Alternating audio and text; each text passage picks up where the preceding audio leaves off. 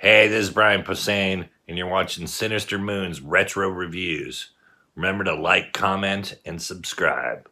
The show's totally metal, not for posers. Hey everybody. So today we're going to be upgrading the buttons and joystick in this 8BitDo arcade stick. Am I saying that right? 8BitDo? Do you say it that way because of Nintendo? Or is it just 8BitDo? Whatever. Who cares? Whatever you want to call it, you can call it 8-bit dildo as far as I care. This is an awesome arcade stick. Came out back in like 2017, I think. And it still fetches like $75 to $100+ on eBay. It's a great stick. I actually got this in a trade from my friend Seth. And yeah, I traded him some actual arcade stuff for it. And I gotta say, I really like this stick.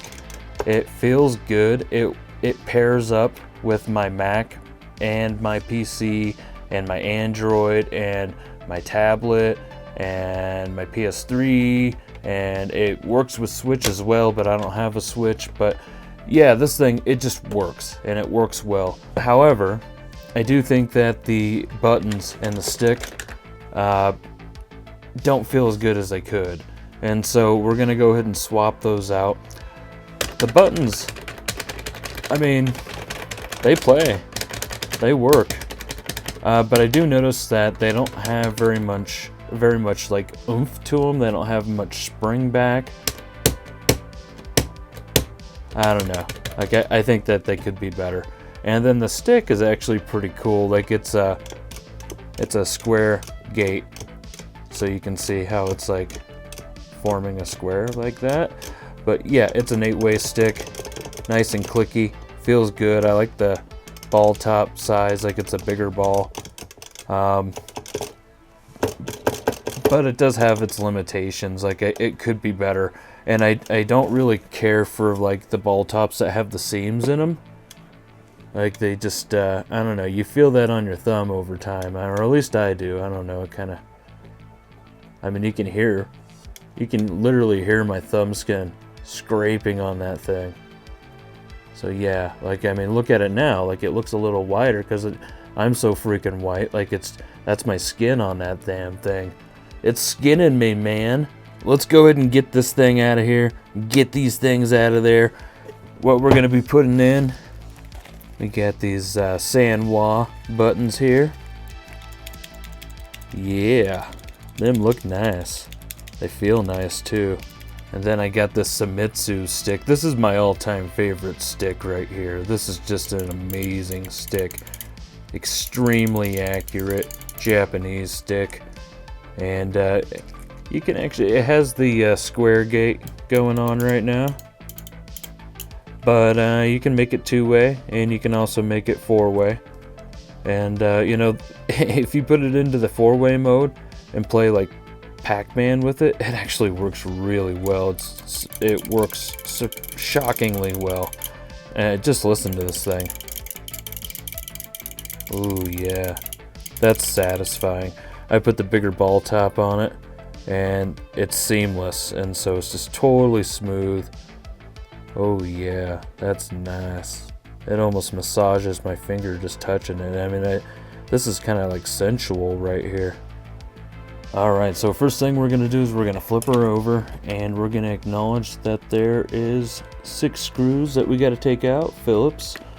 And so you don't want to set it down like this. That's a real ghetto way to work on a joystick. Instead, kind of hang the joystick off the table so you can get it nice and flat like this. It makes it a lot easier to work with. Alright, and once we got the screws out, we can go ahead and pull this up, or you can just let it drop off rather. It's just plastic. It's nothing too fancy. And you can also see how extremely cheap that joystick looks. Like, I mean, yeah, it works. It's very functional. But I'm really hoping that this guy will just kind of sit in there. I'm hoping that it will. Pretty sure it will. So we'll go ahead and start with the buttons. And, yeah, these buttons and these wires look extremely cheap.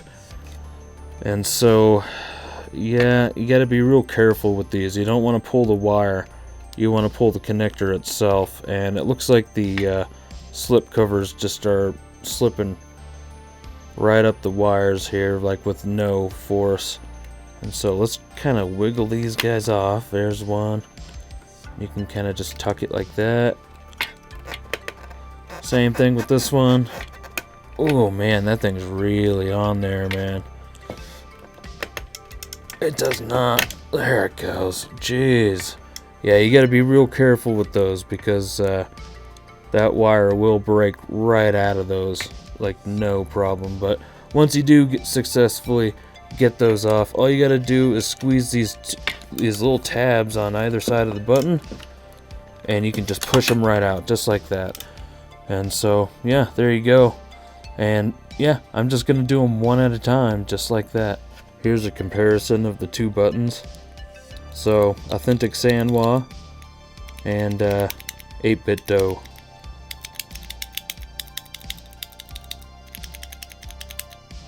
So the buttons were super easy to replace, but the joystick is a little more complex. And so they don't have the quick releases on these wires. Instead, they directly soldered them to the terminals on the micro switches. And so my first instinct was to get my soldering iron and give each of these a little bit of heat and just pull them off. But then I thought, nah, that seems like more effort than what it's worth. And so instead, I'm just going to cut them right at where they connect, where they're soldered on to the terminals. And that's going to be good enough, really.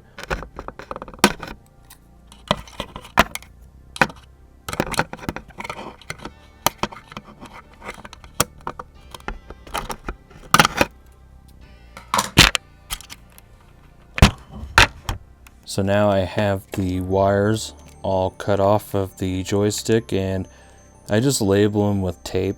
That's how I do it. And so this one is BR, so that's bottom right. That one's bottom left. And then you got TR, which is top right, and you got TL, which is top left.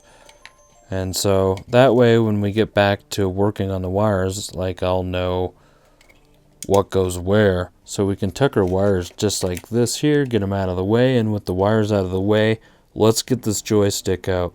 So what you're going to want to do first is you're going to want to get the joystick shaft out of there. And so to do that, you're not going to even mess with this screw. Don't even mess with it, man. Instead, you're just going to kind of push down on this piece here, and you can see that when you do that, it exposes the C-clip or E-clip or whatever they call it in this particular joystick. But you just want to slide that guy on off of there. And so some people use like a little screwdrivers, and some people use needle nose pliers, whatever. Just be sure not to bend it up or to break it, because those things can break easily. I've done it before. And this one in particular actually has like the little areas where you can just stick your screwdriver, and yeah, you can see how easily they come off. And then so luckily it just landed right there. I can see it. And there's your piece that touches the micro switches there, and here's your spring, and your stick just fell on out. So now that you got your parts out of here and gathered up in a nice little pile, you'll see that this thing will come out with these 4 screws. There it goes. Let's get this thing in.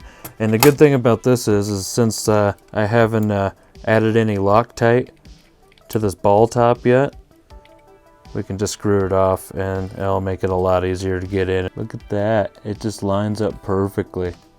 Fits right in there. Alright, so the screws are in.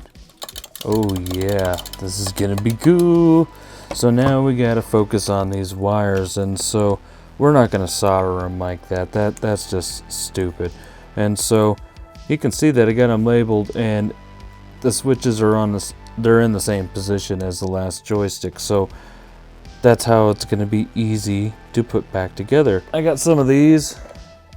These are the cheaper ones, and honestly, these These will do good if that's all you got sitting around, like these guys right here.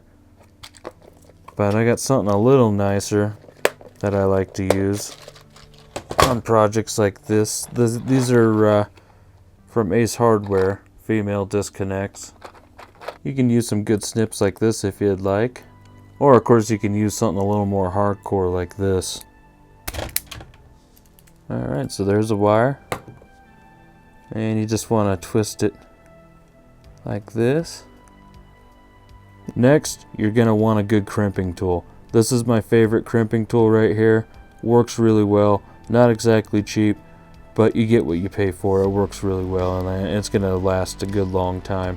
And so you can see that they're color coded. I got it in there. See? Make sure it's not too far in. Put your wire in there.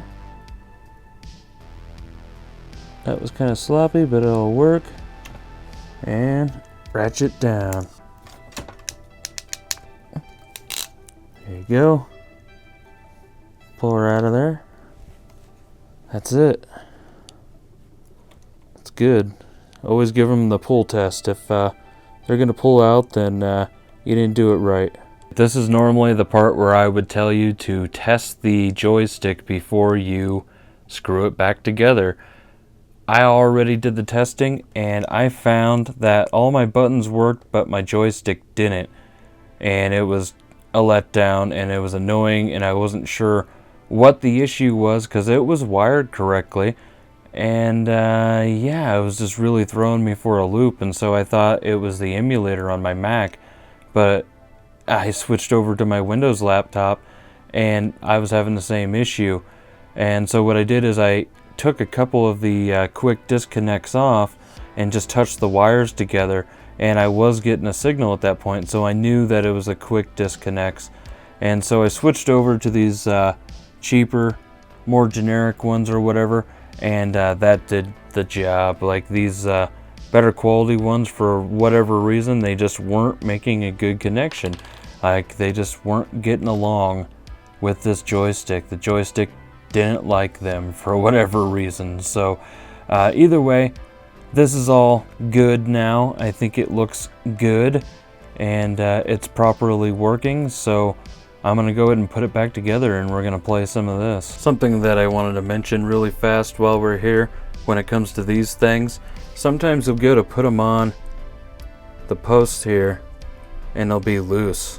Like loose to the point that they're gonna easily fall off. And you don't want to leave it like that, but don't sweat it. It's a really easy fix. All you gotta do is get yourself a little pair of needle nose, and all you're gonna do is just kind of squeeze the front on both sides a little bit, just like this. Squeeze. And you can see how that one's popping up still a little bit more. Squeeze. Just like that, so it's more flat. And then when you go to put it on the post, you'll see that it's a little bit harder to get on, but that's a good thing because it's not going to slip off. There you go. Look at that.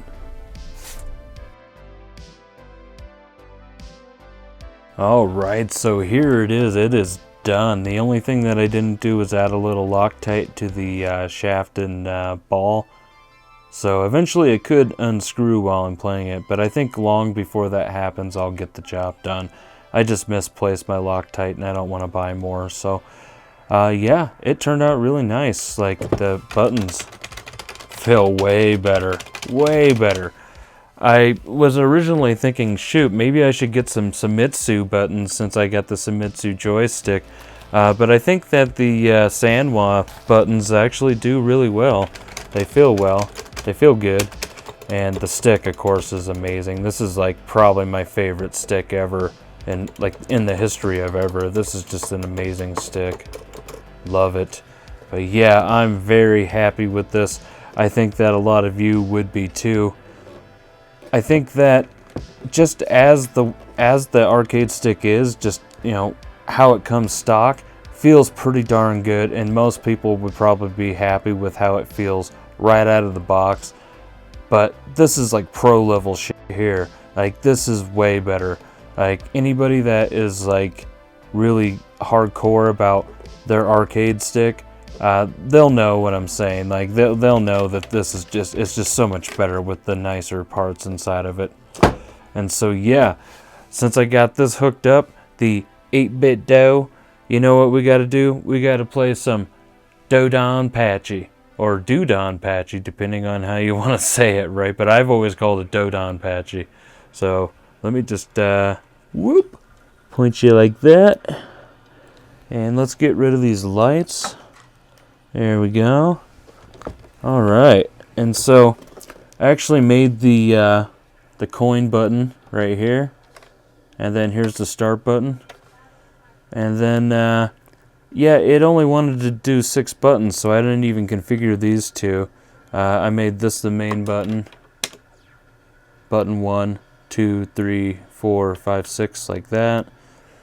And yeah. Kind of pull you up here a little bit. Whee! There you go. Now you can actually see what I'm doing. Yeah, you can see how well this works. It's amazing.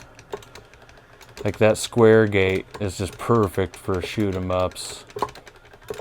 And any hardcore shoot 'em up fan will tell you that the Famitsu with the square gate is like the way to go, man. Like it just feels incredible. Bomb, boom. I love this game so much. But yeah, there you go.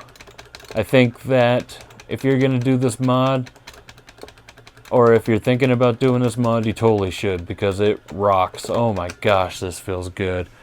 Yeah. Oh man. Super happy.